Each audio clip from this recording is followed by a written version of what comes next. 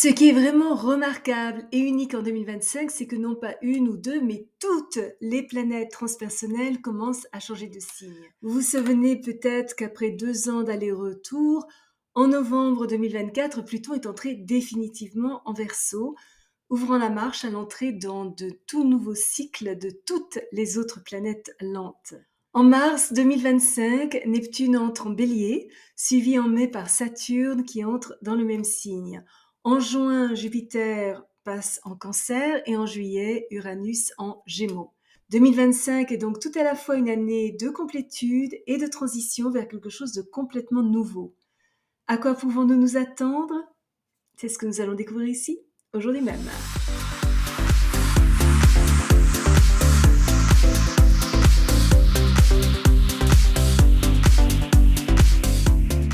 Bonjour, Michel Karen, astrologue, chamane, bienvenue sur ma chaîne dédiée à l'utilisation pratique de l'astrologie pour mener une vie meilleure.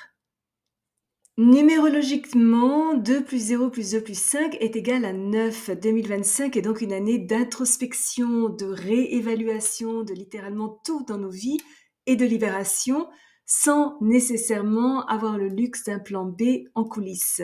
Cette nouvelle année nous fait prendre conscience de l'illusion de la permanence. Notre foi est mise à l'épreuve et même si ça n'est pas évident sur le moment, ce qui s'achève offre la possibilité d'un départ nouveau et meilleur.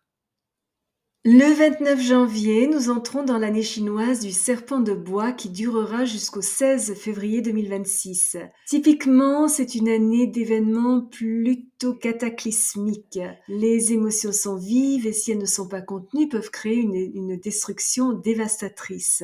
La bourse pourrait s'effondrer, des guerres pourraient éclater, les règles rigides semblent étouffantes, les sentiments de supériorité entraînent des conséquences désastreuses, vigilance, lucidité et contrôle sont de mise cette année, les décisions rapides sont encouragées et nous devons nous efforcer de rester le plus équilibré possible dans tous les domaines de notre vie. Même si nous savons sortir des situations délicates avec intelligence et élégance, les conflits doivent être résolus par le dialogue et la diplomatie. Inspiration, imagination et art sont favorisés. La sagesse ainsi qu'une bonne dose d'humour conduisent à la prospérité.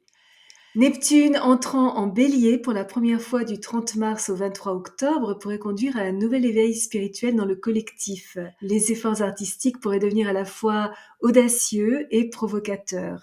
Les explorations sous-marines sont susceptibles de révéler un aspect de notre histoire qui avait été largement dissimulé ou complètement et à escient manipulé.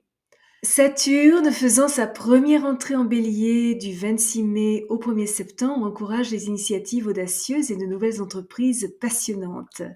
Mais il pourrait aussi engendrer cruauté et irresponsabilité. Pour atteindre de grandes réalisations, il nous faut faire montre de patience, de discipline, d'autonomie, d'ingéniosité et surtout de persévérance. Jupiter en Cancer pendant une année complète, du 9 juin 2025 au 30 juin 2026, met en avant les valeurs familiales. Les instincts charitables, protecteurs et bienveillants ont tendance à être plus développés. Des inquiétudes concernant les sans-abri et la faim dans le monde d'une part et de l'autre, l'obésité et le gaspillage des ressources pourraient être exacerbés. Des problèmes créés par l'immigration massive ou des immigrations massives pourraient créer des conflits. Il nous faut réexaminer nos idées religieuses et spirituelles. Et lorsque du 7 juillet au 8 novembre, Uranus entre pour la première fois en Gémeaux, nous pourrions être témoins de nouvelles inventions intéressantes ainsi que d'idées passionnantes qui remettent en question le statu quo et nous ouvrent à une nouvelle vision. Une rébellion contre l'agenda transmis par la presse traditionnelle ouvre le champ à des chaînes d'information libres et alternatives et nous pourrions voir énormément de rébellions, révolutions émerger un petit peu partout.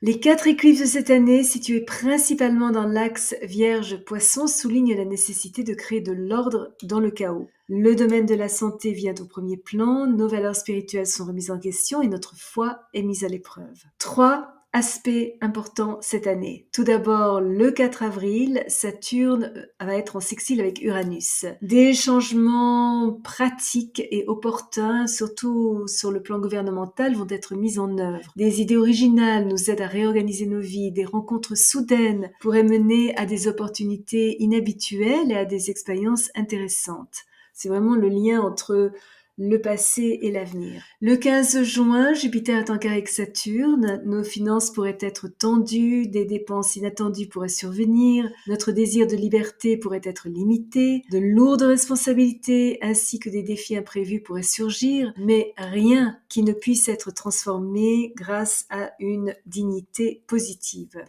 Et enfin, le 28 août, Uranus est en sextile avec Neptune, tandis que mécontentement, insécurité, anxiété tentent à imprégner l'atmosphère, des changements sociaux soudains, des développements humanitaires innovateurs, des découvertes scientifiques inhabituelles, ainsi que la croissance collective de la conscience spirituelle marquent cette année.